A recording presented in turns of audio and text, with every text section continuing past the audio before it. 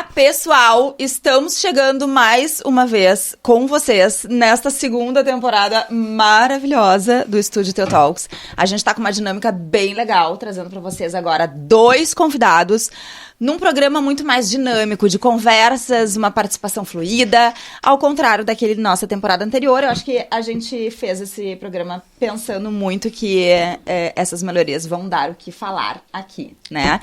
Eu sou a Juliana Sisson, arquiteta urbanista, diretora da Estúdio T Consultoria Arquitetura e host deste programa. Ao meu lado, a Pris Amberlan, também diretora do Estúdio T Consultoria Arquitetura e host deste programa maravilhoso que tem o patrocínio da Asbeia. Então vamos lá, pessoal, vamos. Bem-vindos ao nosso Estúdio T Talks nessa segunda temporada. E como a Ju falou, então hoje a gente tem 2 convidados especiais pra gente falar de plano diretor de Porto Alegre, porque afinal de contas a gente tá em época de revisão de plano diretor. Nossa primeira convidada especial é a Vanesca Paiva Henrique, que é arquiteta e urbanista, mestre em arquitetura pela URGS, com ênfase em desempenho das edificações. Atua como coordenadora de planejamento urbano da Secretaria do Meio Ambiente, Urbanismo e Sustentabilidade e como coordenadora de gestão de dados geoespeciais e monitoramento do Escritório de Reconstrução e Adaptação Climática de Porto Alegre. Tem foco em inovação, sustentabilidade e reconstrução urbana.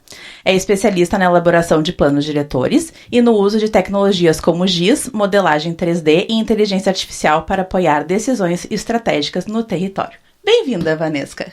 Obrigada, gurias. Muito obrigada pelo convite. Isso é uma oportunidade para a gente falar um pouco do que a gente está pensando para a cidade, como é que a gente está planejando incluir novas tecnologias aí no processo de planejamento e no desenvolvimento de Porto Alegre, né? Com sorte. Ai, legal, a gente que agradece tu ter aceito o nosso convite. E o nosso segundo convidado especial é o Ricardo Ruschel, que é arquiteto e urbanista, formado em 97 pela URGS, especialista em gestão de negócios imobiliários e da construção civil. Possui mais de 15 anos dedicados ao desenvolvimento de projetos voltados ao mercado da construção civil e à incorporação imobiliária. É sócio fundador da Smart Arquitetura, onde exerce o cargo de líder do núcleo de projetos desde 2018, unindo a visão e o repertório do arquiteto com a experiência e vivência do incorporador, e cujos projetos receberam diversos prêmios nacionais. Foi agraciado em 2016 com o título de Arquiteto do Ano pelo Sindicato dos Arquitetos do Rio Grande do Sul.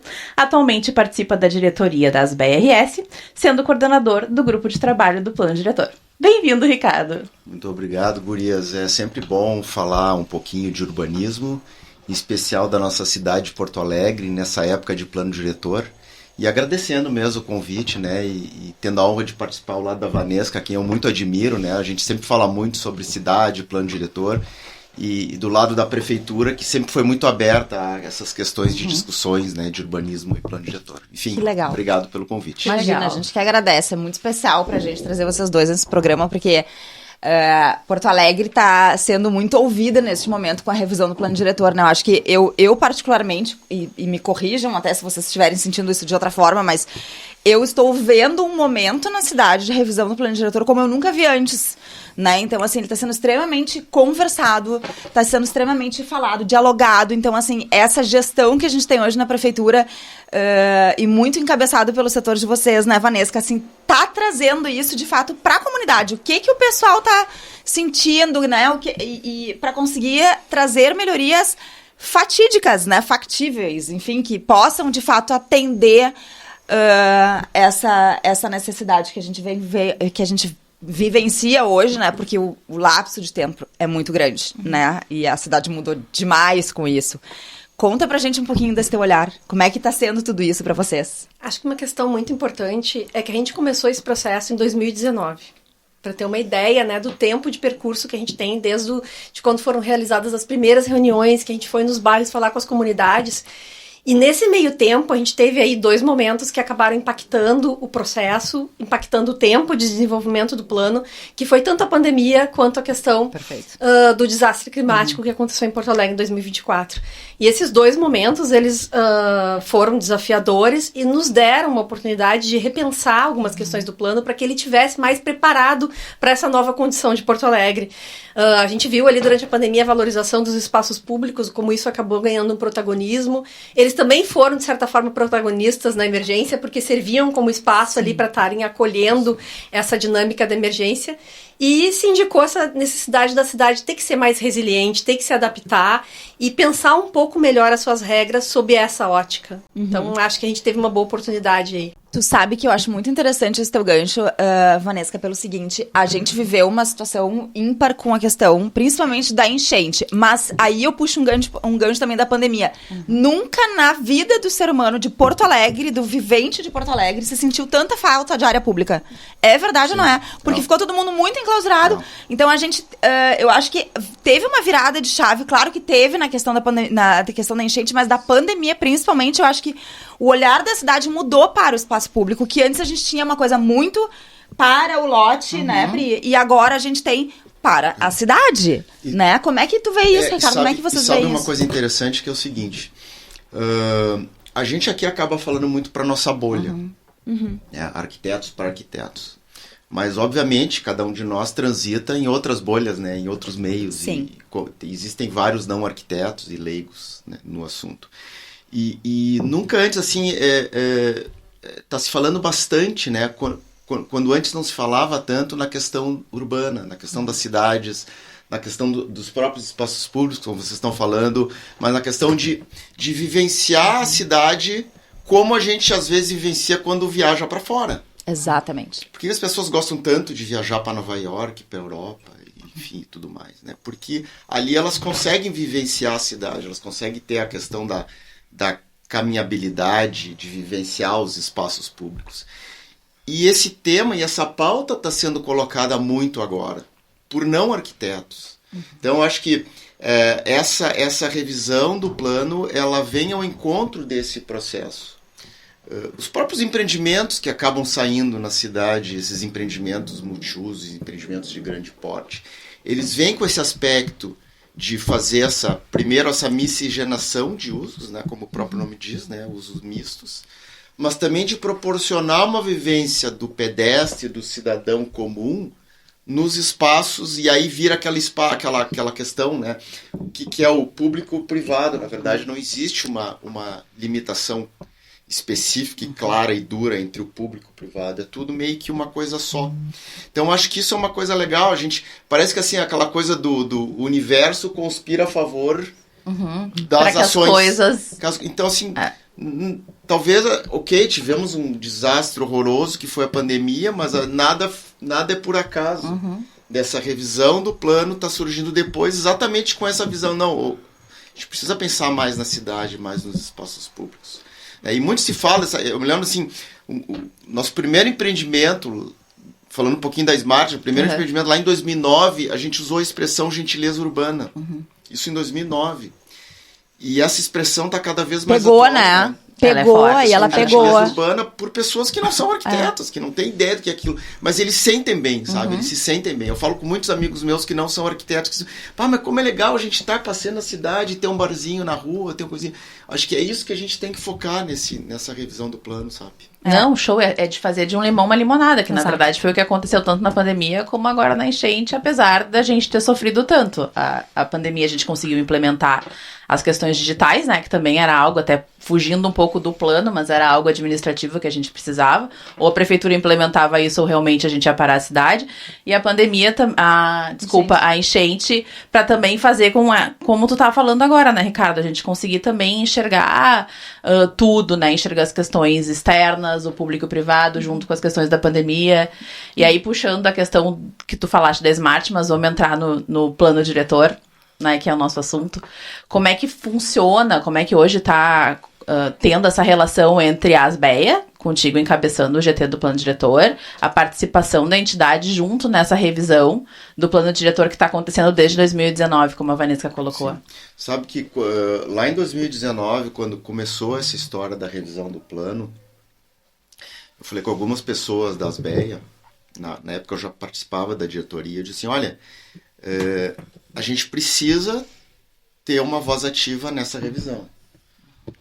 Que nem em anos anteriores, muitas vezes acontecia a revisão do plano e os que menos falavam e os que menos podiam se expressar eram os próprios arquitetos. Mas por culpa da gente mesmo. Né? Os próprios arquitetos. A gente não assumiu um papel de protagonismo. E aí eu falei com o pessoal, disse, quem sabe a gente monta alguma coisa, né? Um grupo de trabalho, e aí que surgiu esse grupo de trabalho, o GT Plano Diretor, com o objetivo, digamos assim, primordial de a gente poder ter uma espécie de colaboração e contribuição para a revisão do plano diretor. Claro que ele acabou se desdobrando em várias outras, até porque em função dos prazos que aconteceram da revisão do plano, né, a gente acabou fala de vários outros assuntos e tudo mais, mas assim, nosso objetivo principal é isso. E nesse aspecto que eu queria pontuar, até eu queria ter falado antes também sobre isso, é que a gente nunca teve como antes, assim, é a vez que a gente mais está tendo esse diálogo franco e aberto com a prefeitura. Então, acho que o fato de a gente ter criado esse Getúlio Plano e a gente ter feito essa aproximação com o poder público, eu acho que isso é legal.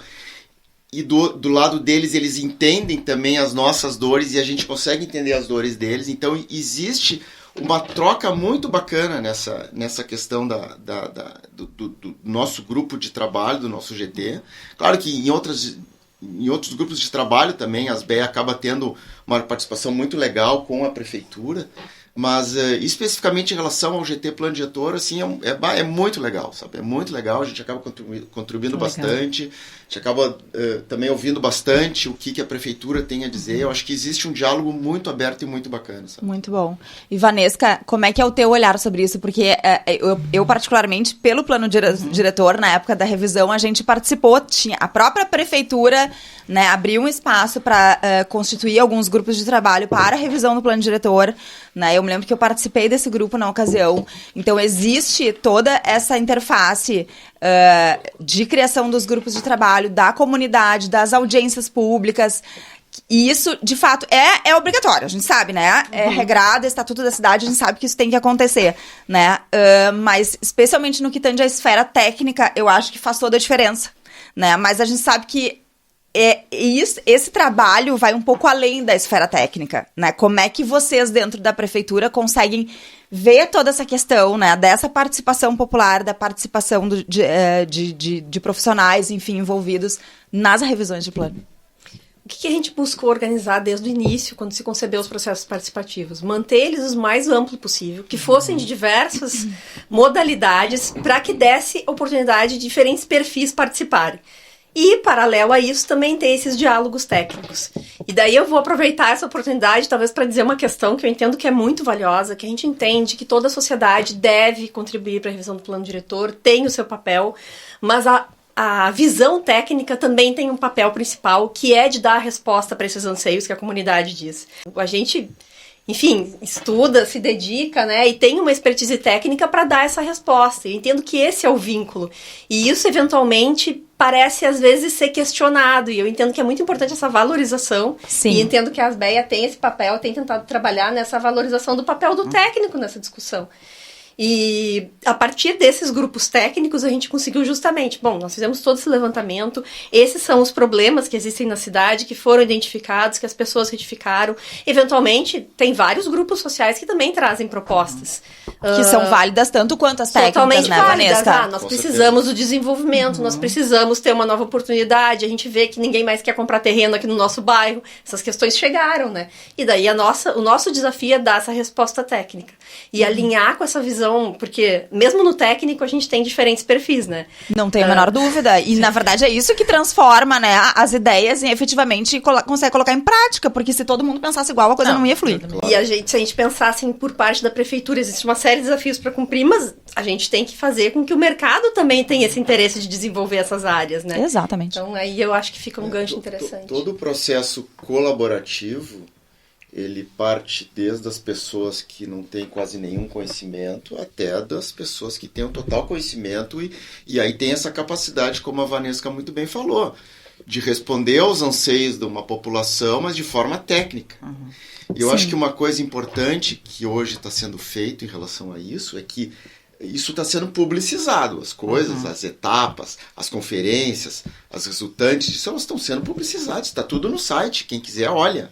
Nossa, e é maravilhoso isso, né? O quanto vocês estão responsáveis por colocar isso pela comunidade. Claro. É impressionante, porque a gente vê esses dados, assim, quase que em tempo real.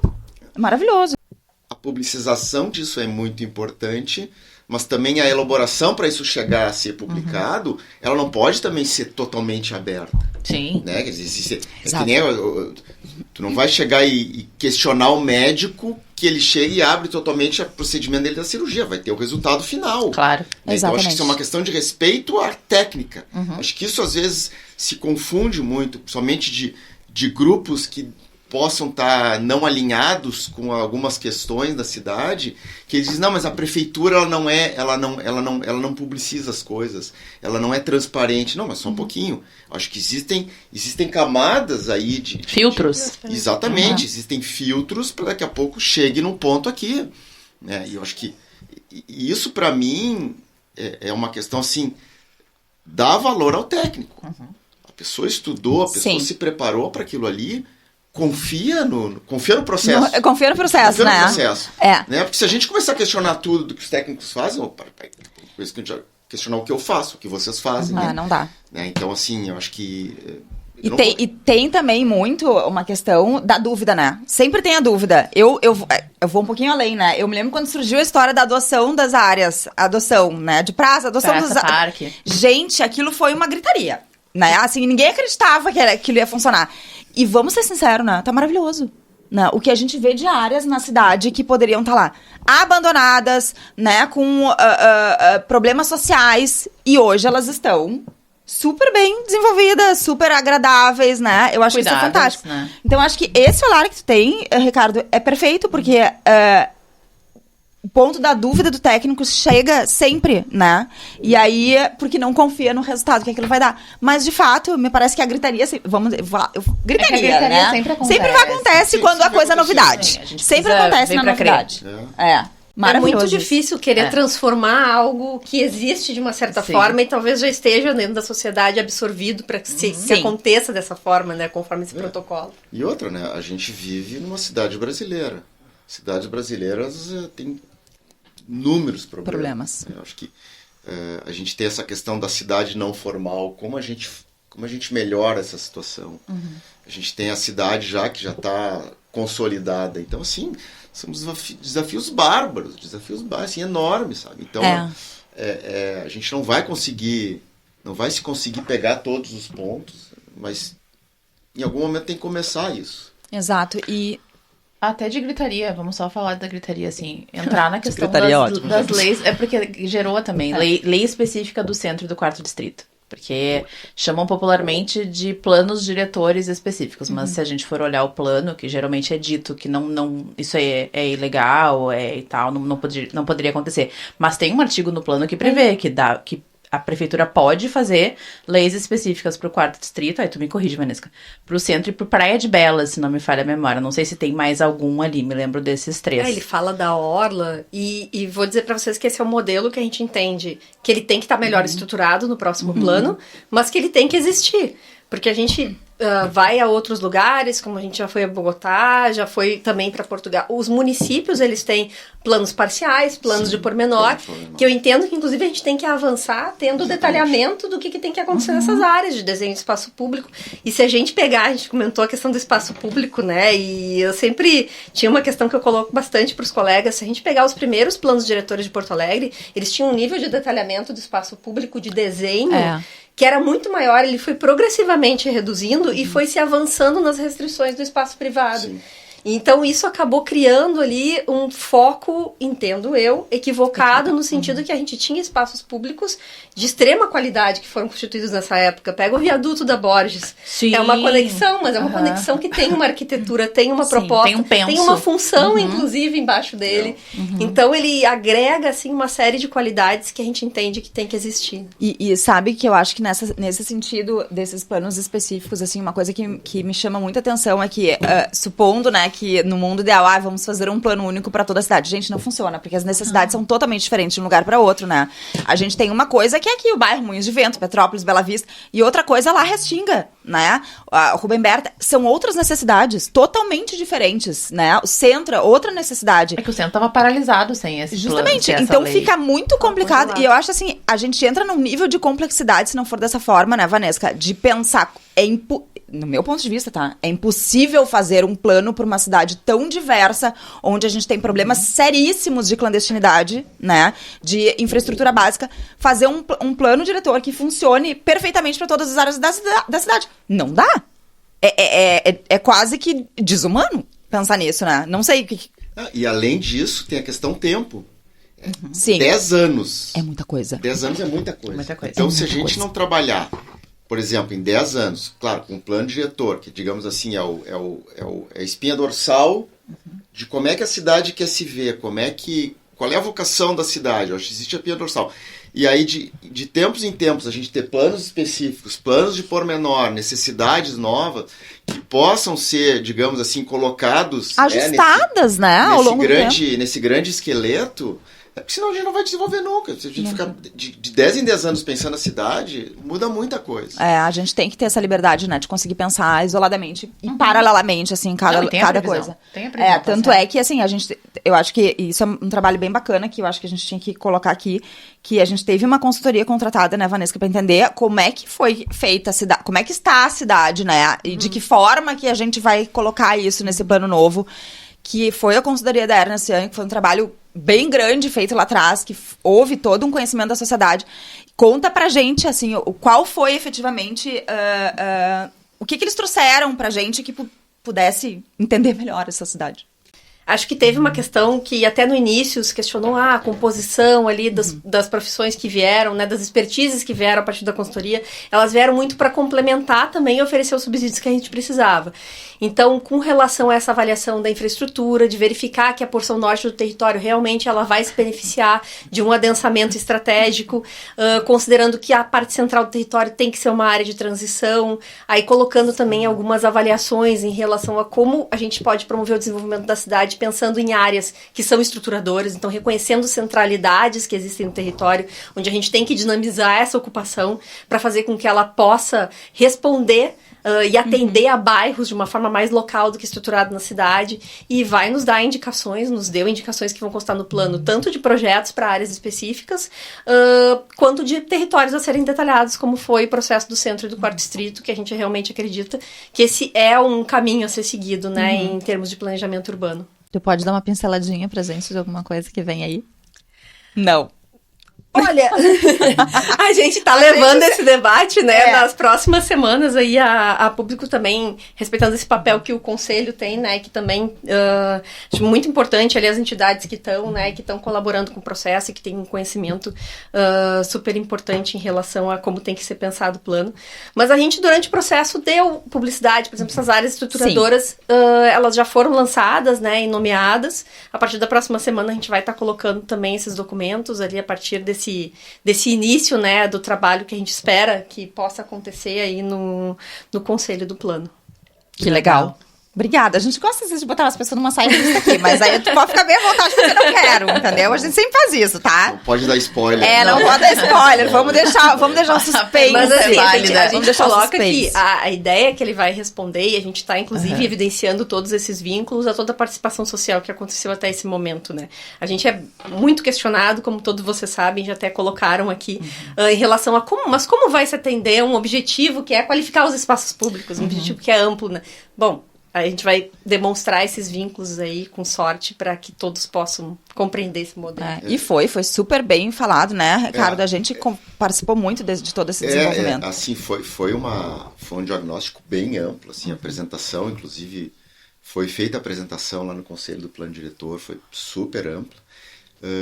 Claro que algumas pessoas até podem criticar, mas diagnosticaram aquilo que já sabiam, sabe? A gente sabia disso tudo, né? Mas, bom, precisa ter alguém para botar no papel. Assinar, né? Assinar. Pra formalizar. Que eu achei bacana, assim,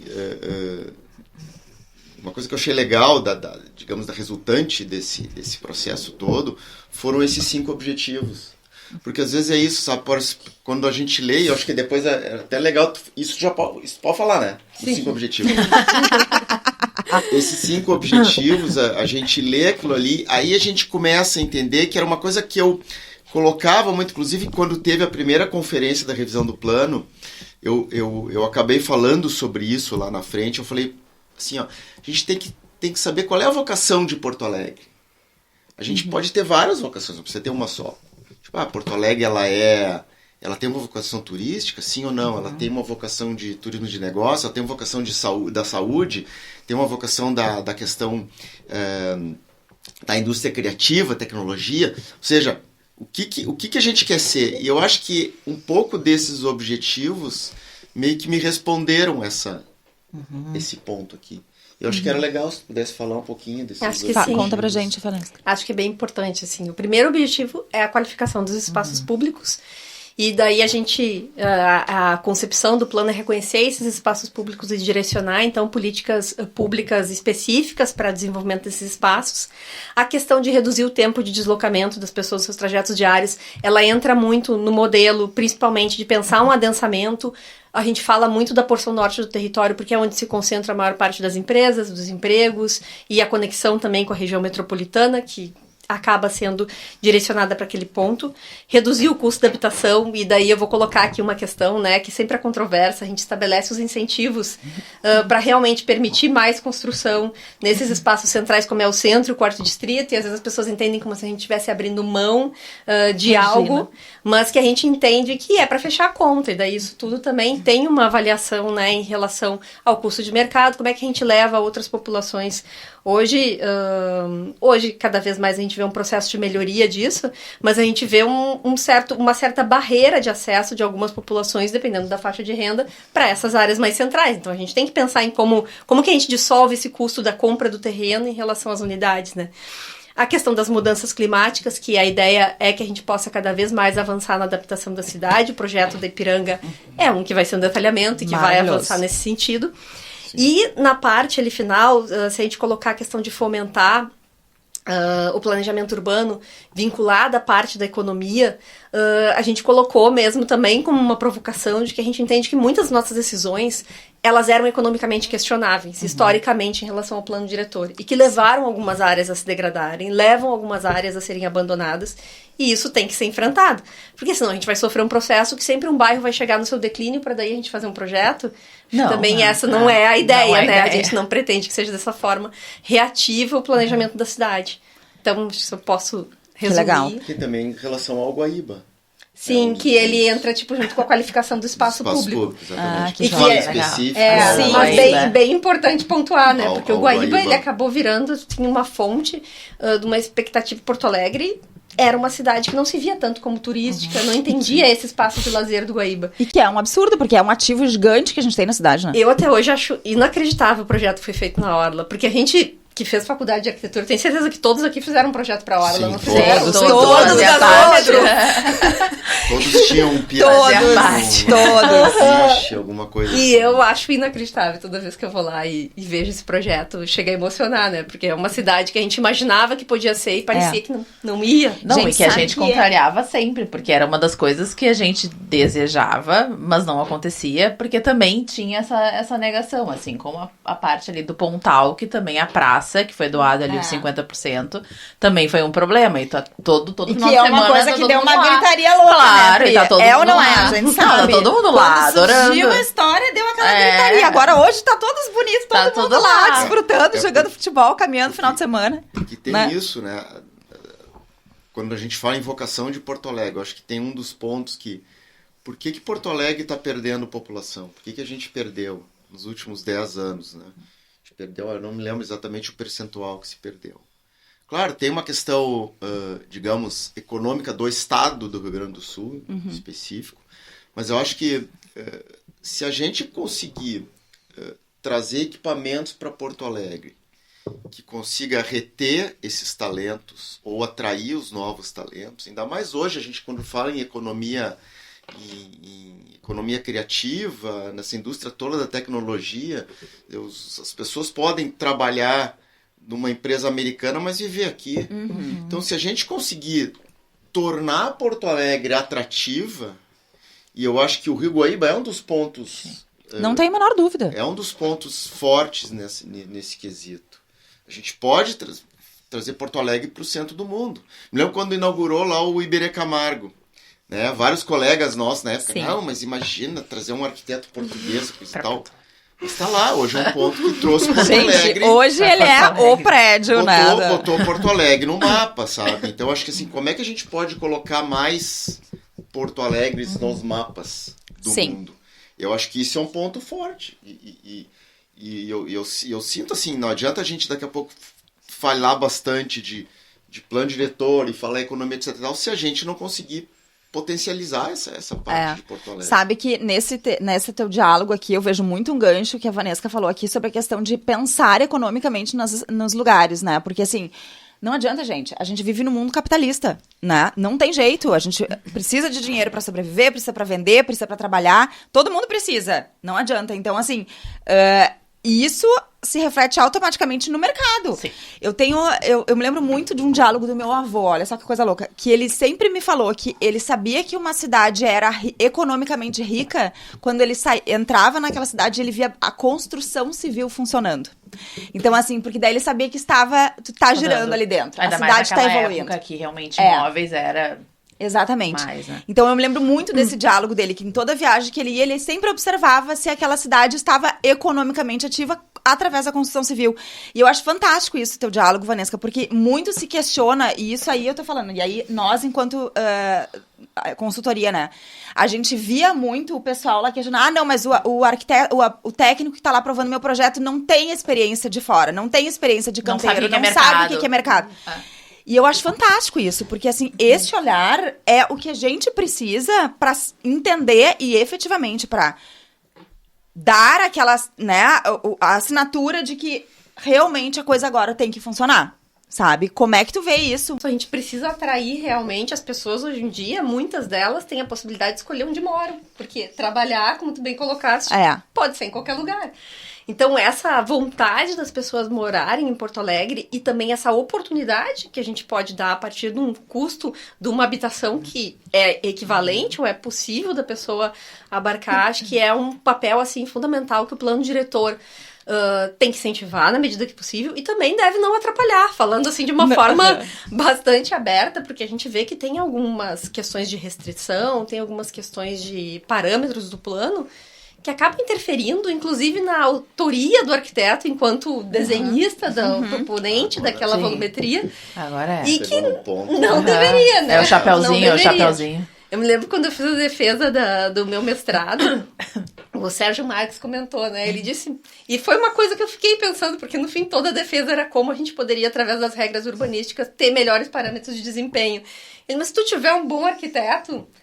ele vai fazer um bom projeto, assim, é muito difícil tu antecipar todos os parâmetros. Isso me fez começar a pensar, então o que eu tenho que garantir são os parâmetros mínimos, talvez, né? Sim, para que não aconteça nenhuma anomalia na cidade. Mas dá esse espaço para que o autor do projeto possa apresentar uma melhor solução. Que é um espaço que não é meu, no caso. Sim, que é o que não acontece atualmente, que a gente tem a caixa e o chapeuzinho. Para mim, isso é claro. Quanto maior a restrição e o número de leis e regras, pior é a arquitetura. A resultante é pior. Então, a gente vê cidades. Vamos pegar o exemplo, eu não quero falar uma cidade específica, mas existem cidades aqui no Rio Grande do Sul que eles querem regular tudo, até o estilo da tua construção. Sim, tem.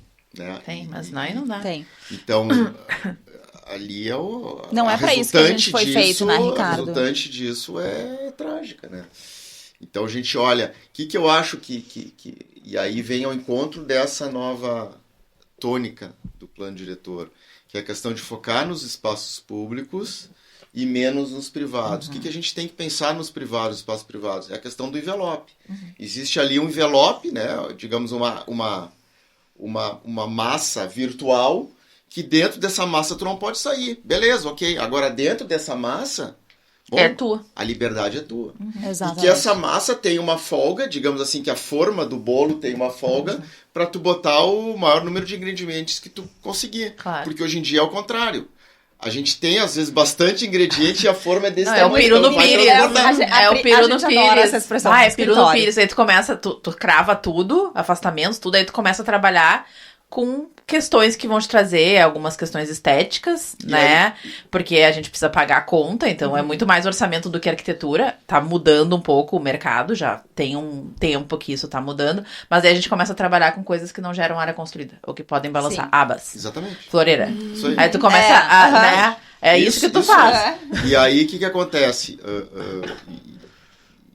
E às vezes até não é nem culpa do arquiteto, porque é a forma que a gente tem para daqui a pouco sair um pouquinho do comum. A questão das abas, das floreiras, das sacadas de pedido duplo. Aí quando a gente vê, até esses dias o O Luiz Villanova, ele botou um post no Caos Planejado colocando várias fotos de prédios ali. Inclusive tinha prédios de minha autoria, eu concordo com a análise dele. Ele não entrou no mérito da qualidade ou não do projeto. Ele entrou no mérito de que os projetos estão sendo iguais. Sim. E isso é preocupante, sabe? Então, o que é isso? Isso é em função da regulamentação. Sim, sim. Não tenho dúvida. É que tu tem que fechar a conta, não adianta. Tu tem que chegar no IA máximo de 3.0. Tu tem aí agora com o solo criado de patrimônio, então tu usa o máximo que tu pode em quarteirão que já tá esgotado. Aí tem que estar atendendo os afastamentos, aí tu começa bem isso, a colocar algumas coisinhas só pra dar uma embelezada, trazer algo arquitetônico de uma massa. Porque tem que estar tudo ali pra parar a conta. É o máximo de privativa que tu coloca pra poder fechar a conta. Porque Não tem como, né, gente? A cidade cresce, o plano o mercado precisa girar. Exatamente, tem que fechar a conta. E aí é que entra a crítica dos nossos arquitetos. E o quanto é importante a participação nós, profissionais arquitetos, junto na construção desse plano, né, Vanessa? Esse diálogo é fundamental, assim, e a prefeitura hoje, ela está muito aberta a esse diálogo. Sim, isso é bom. Até muitas vezes em projetos especiais, a gente faz reuniões com a prefeitura e mostra, olha, existe uma área bem estratégica da cidade, quer fazer um projeto desse tipo, o que tu acha? Existe um diálogo, não é uma coisa, não pode. Não, vamos analisar, vamos ver, isso aqui, quem sabe tu faz assim, assim, assado. Temos um projeto que a gente participou, que a gente, enfim, era quase uma área de 12 mil metros quadrados e tinha... e eles solicitaram que se fizesse uma transposição entre uma rua e outra, dentro do empreendimento. Lembra desse, né? Sei, dentro do empreendimento. Bacana. Inviabilizar? Não inviabilizar. Claro, ia ter alguns dificuldades, mas ficou muito melhor, qualificou o projeto, entendeu? Sim. Em prol da cidade. Isso é legal.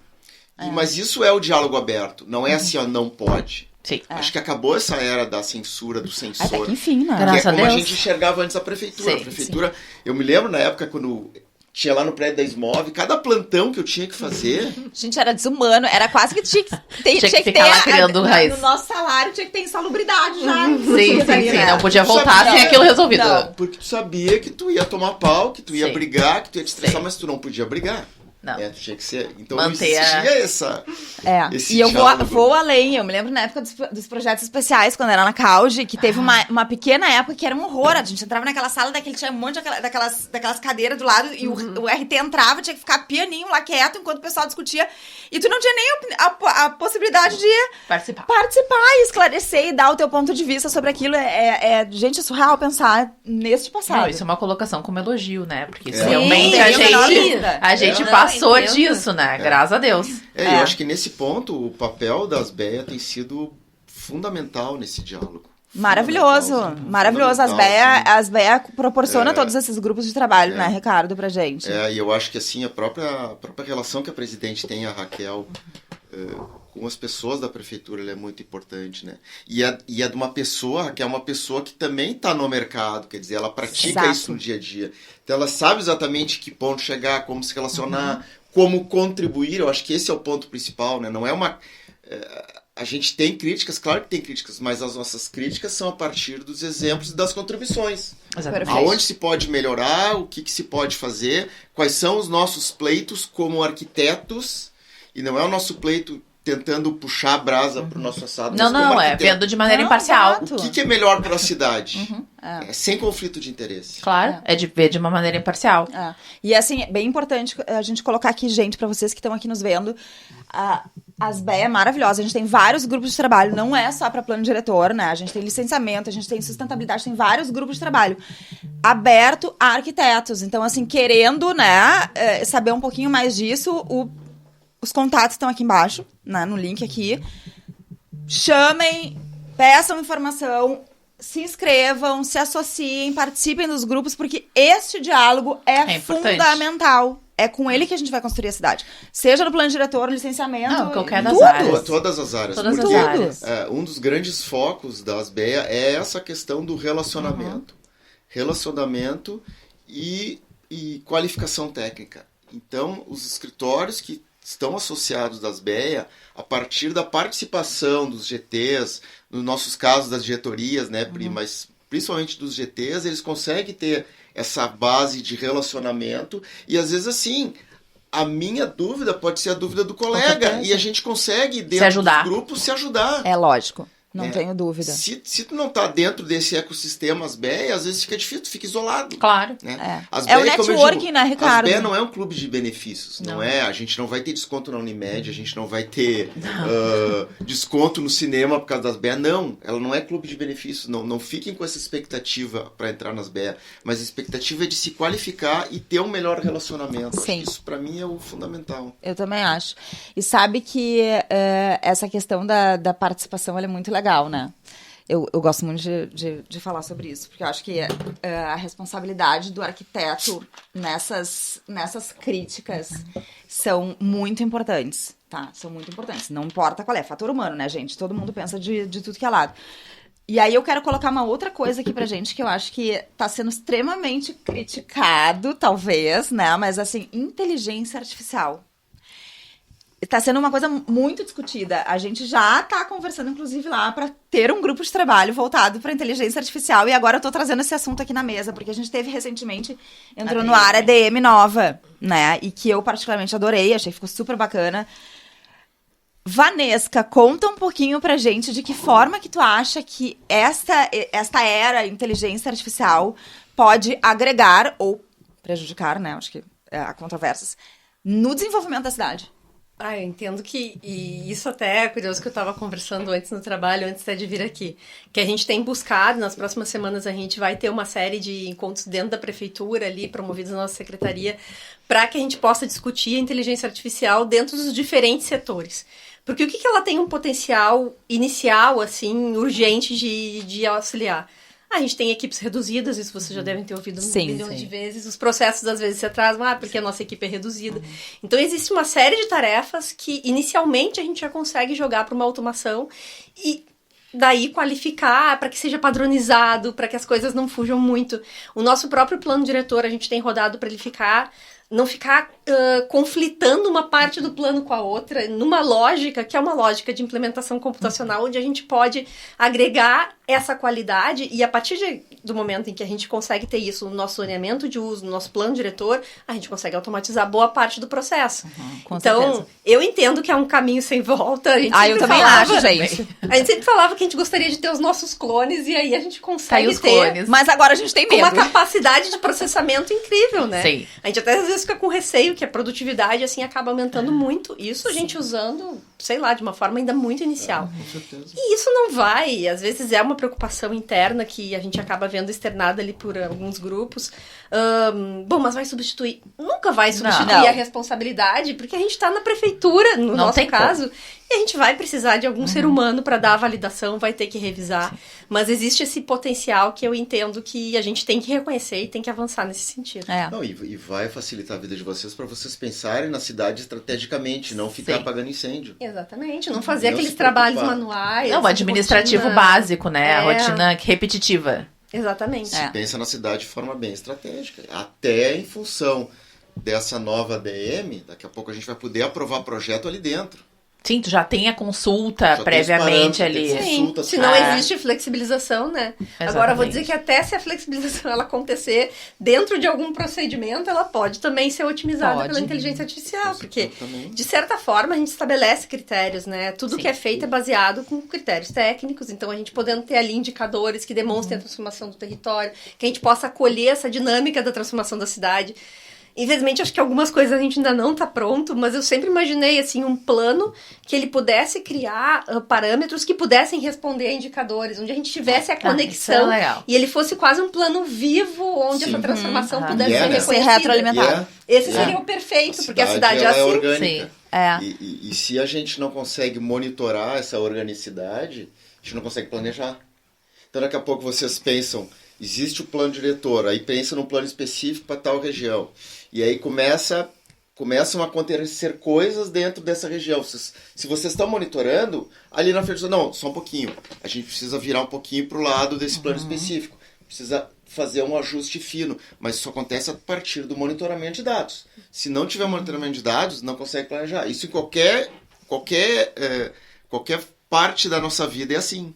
Sim, senão a gente perde o timing da coisa. Agora, tem um aspecto que eu acho que é bem importante a gente colocar aqui, que no meu ponto de vista, claro, né, o que eu acho que é um óbice para essa questão da implementação da inteligência artificial no município é o arcabouço legal que a gente tem gigantesco.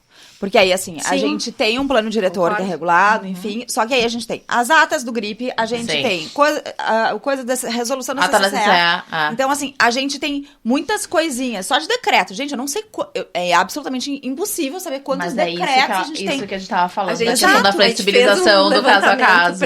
Para revisão do plano diretor. Porque a gente tem vários. Gente, a gente enquanto tem não se leis resolver aquela isso... questão de áreas de interesse social, outras áreas que vão regulamentar regimes específicos de diversas áreas. Agora eu não vou lembrar aqui do número, mas é um levantamento assim de uma planilha absurdo, que realmente é bem extensa. A ideia é agora já dar uma organizada em todo esse conteúdo para que ele faça parte do plano diretor e que a gente não precise ter tanta interpretação do plano, que ele seja auto-aplicável. É a intenção. Essa é mais importante. Legal. Mas é que daí a gente também entra um pouquinho naquela esfera do não, eu vou tentar porque de repente eu vou conseguir, sabe? Não, isso sempre vai existir, sempre né? vai existir. Aí não adianta, enquanto a gente tiver grupos que e tudo, a gente vai ter a tenteada livre, né, gente? Já diz o ditado, né? O não a gente já tem. O não a gente já tem. Então eu acho que isso aí também é uma coisa que pode dar uma dificuldade nesse processo de implementação de IA, né? Mas não sei. Mas eu acho assim, se o novo plano vier nesse intuito de ver que cada local da cidade é diferente. Assim, a gente tem, que é uma coisa que eu sempre bati muito, né? Hoje o nosso plano, ele é o plano lote a lote. Então, hoje a nossa cidade ela é construída lote a lote. E às vezes a gente olha o skyline e enxerga, pô, mas a cidade não existe uma... Que é isso, né? Ela não é uniforme, ela não é uma coisa agradável aos olhos. O que eu vejo disso? Por exemplo, a Bela Vista é diferente do Sarandi, que é diferente do Santana. Cada região tem seu caráter específico. Então, se a gente conseguir trabalhar na lógica do desenho urbano, inclusive nem em relação a bairro, eu digo em relação a quarteirões. Cada quarteirão ela tem sua característica diferente. Inclusive na questão da caixa da rua. Por exemplo, vamos pegar até a própria Auxiliadora. Auxiliadora, a gente tem ruas que são mais largas e menos largas. Bom, nas ruas menos largas, daqui a pouco eu tenho que limitar um pouquinho a questão da volumetria. E nas mais largas, não, eu posso, tipo, subir. 24 de outubro, eu posso subir o skyline, sim, fazer aquela coisa, né, de trabalhar bem o térreo e subir, enfim. Então, eu acho que aí eu não sei, né, Vanessa, que a gente não viu nada ainda do plano. Ó a saia justa, gente, ó a saia justa. Mas eu acho que é uma coisa que deveria ser considerada, sabe? A questão de quarteirão a quarteirão e a questão das caixas das ruas. Eu acho que tinha que ter algum tipo de regra. Uma relação com a caixa da rua. Que até né? tem alguns hoje no plano, no centro, não o plano. O centro trabalha com a questão no plano, exatamente. Na 646, trabalha com a questão da caixa da rua. Que era o que a gente chamava de escalonamento de bolo de noiva, né? Tinha um tamanho ali com relação à caixa da rua, então tu tinha uma altura, né, junto ao alinhamento, e depois tu começava a fazer o escalonamento, que o resto da cidade não tem. Que é o caso... Cidade de Manhattan é assim. Sim, Nova York, total. É assim. Então, tu tem ali, a partir de X pavimentos, que é onde o olho humano enxerga, tu tem uma relação. Depois ela vai mudando. Exato. Então, que é onde a edificação toca no chão. Essa frase da Cris Martins foi muito boa, que ela colocou aqui em função da escala, né? Eles entendem que o que interessa para a cidade é onde o edifício toca no chão. A partir do 5º, 6º pavimento, se ele tiver 20 andares, 40 andares, é indiferente porque tu não tá naquela linha do observador, né? Na linha Claro que isso aí depende também. Sim, depende da escala da rua. Claro, né? Exatamente. Depende da escala da rua, acho que isso é exatamente. Eu acho que indo nessa linha um pouquinho de mudar essa questão de skyline, o que está sendo proposto desta forma é a operação urbana da Ipiranga, não é? Sim. É mais ou menos isso, né, Vanessa? Tem uma ideia, até porque a Ipiranga... Ela é uma via que comporta extraordinariamente, essas outras volumetrias com uma altura mais elevada.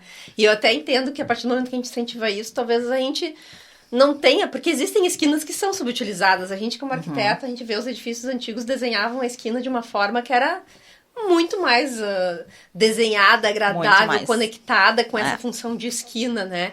Então, acho que expandir isso vai nos dar essa possibilidade. Que legal, eu particularmente, eu li bastante a questão da operação da Ipiranga e eu adorei Eu adorei, assim, eu acho. Claro que eu achei o perímetro bastante Ele é grande. generoso, assim, né? Mas eu achei uma excelente ideia, assim, eu acho. Eu sou um pouco, não digo fã, mas eu incentivo a questão da operação urbana consorciada, porque eu acho que é uma maneira que a gente tem até de resolver algumas coisas utilizando a questão, né, do incentivo enquanto um empreendedor. Eu acho que isso é uma outra coisa. Eu acho que todo mundo questiona muito, contrapartida, etc, etc. Mas, gente, vamos lá.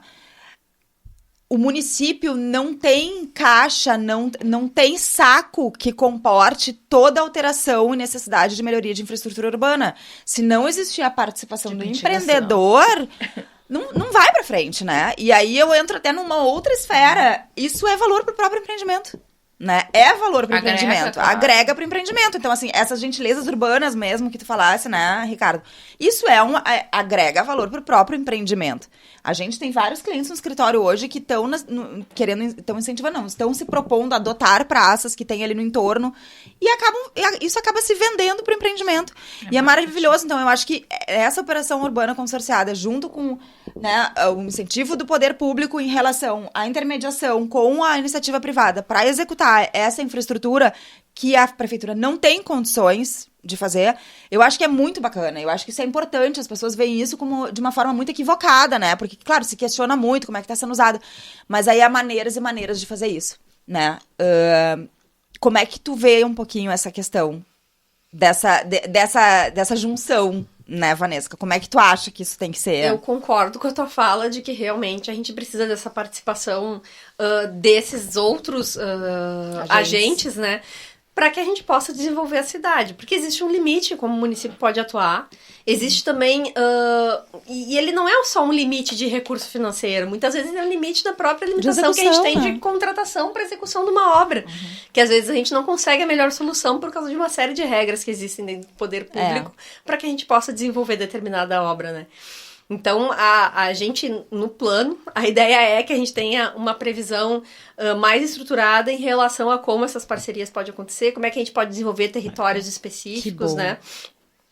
Para que isso possa realmente alavancar o desenvolvimento e não depender tanto da máquina pública para dar esse suporte, né? Não ser limitado pelas limitações que existem na máquina pública. Que já, eu sou muito fã, porque eu acho que é o senso de pertencimento. A partir do momento que o próprio empreendedor, o responsável técnico já propõe isso. Porque isso é uma coisa que a gente vê muito também, né, Ricardo? Às vezes o próprio projetista diz, não, mas olha só, tem uma pracinha aqui do lado, vamos tentar fazer alguma coisa e tal. Então, acho que a hora que a sociedade começa a construir esse senso de pertencimento, isso funciona muito bem. Com certeza. É o ganha-ganha. É o ganha-ganha. E é uma modalidade que tem dado certo em diversos locais. Por exemplo, mais próximo aqui é São Paulo. Né? Quantidade de operações urbanas que saíram, água espraiada, enfim. Sim. E fora outros locais do mundo. Então... claro que tem que ter muita transparência nesse processo, né, gente? E exatamente. O dinheiro que sai dali tem que ficar ali. Entendeu? Sim, dinheiro ele é aplicado ali, né? O dinheiro oriundo das vendas da outorga onerosa tem que ficar ali dentro. Sim. Tem que ter uma conta específica, não pode ir no caixa único, senão já viu. Mas é o tipo de processo mais transparente possível, porque tu tem uma área que as contrapartidas, as mitigações vão acontecer ali mesmo, não é algo que tu não sabe onde vai ser solicitada a mitigação, né, também. E junto com a operação está sendo pensado também um sistema que pode estar funcionando, a gente ainda está desenhando, né, dentro da própria DM 2.0 ou de alguma forma conectada, para que possa ter esse monitoramento e essa transparência, né, porque acho que isso a gente ouve todos os lugares que a gente foi fazer participação, as pessoas têm muita dúvida de como é que são aplicados os recursos. Existe um portal da transparência, mas ele não tem usabilidade. E também existe uma série... Imagina, a gente tem dificuldade em acessar, né? Diferentes... a gente que trabalha com essa matéria, né? Digo nesse sentido. Então, as pessoas veem ali uma série de barreiras para conseguir compreender o conteúdo e acho que a gente tem que avançar bastante nesse sentido. Que legal. Gente, esse programa foi extremamente esclarecedor. Eu amei, eu adorei essa dinâmica. Ai, já. Sim, passa super rápido. Passa super rápido. Sim, quando a gente começa com essa... vamos ter que fazer uma segunda rodada disso, gente. Cada vez mais a gente vai ter informações do plano. Exatamente, a gente vai renovando Vamos. Agora a ser gente, interessante. quando começar o plano a sair, a gente vai fazer uma segunda rodada pra fazer uma Exatamente. discussão Com sobre o que certeza, saiu, a gente né? discute sobre Eu tô encantada com essa dinâmica nova, eu acho que tá funcionando maravilhoso, assim, foi uma coisa muito fluida, foi muito bom aqui, a gente tem uma pautinha aqui, que normalmente a gente traz as ideias, mas a gente nem precisa olhar, porque foi Não, tá indo, tudo foi indo certo. a conversa. Foi muito bom, muito né? bom. A gente, assim, ó, 1000 obrigados. Vanessa, a tua disponibilidade foi incrível pra vir aqui. Acho que isso é muito importante, a participação do poder público pra esclarecer todos esses anseios que a gente tem enquanto profissional, né, Ricardo? Isso aí. Então, assim, gente, de coração, vocês obrigada. foram incríveis, foi muito bom. Nesse episódio número 1 da segunda temporada. Na verdade, episódio 14 da segunda temporada. Isso, é segunda tá? temporada. Início da segunda temporada. Obrigada de verdade. Tá, foi muito legal, muito legal. E agradecer também a Asbeia, nossa patrocinadora querida aqui, que tá nos apoiando nessa segunda temporada, nessa jornada aí incrível que a gente vai ter pela frente. E vocês, né? Só um minuto que eu vou te interromper. Tá, então interrompe. Me interrompo, vou te interromper. tudo bem. Pra vocês, a gente queria perguntar, assim, quem quiser entrar em contato com vocês, algum contato, e-mail, rede social, fiquem à vontade também pra colocar. Boa pergunta. Na parte da DM, assim, se for uma relação com relação aos dados, a gente fez um e-mail específico que é o jaodados@portoalegre.rs.gov.br. E tem o YouTube, tudo da própria prefeitura. Tem da que funciona própria super bem, secretaria. né, Vanessa? Então, usando esses canais, o pessoal consegue nos acessar. Legal. E tu, Ricardo? Tem o meu Instagram, Ricardo Ruschel11.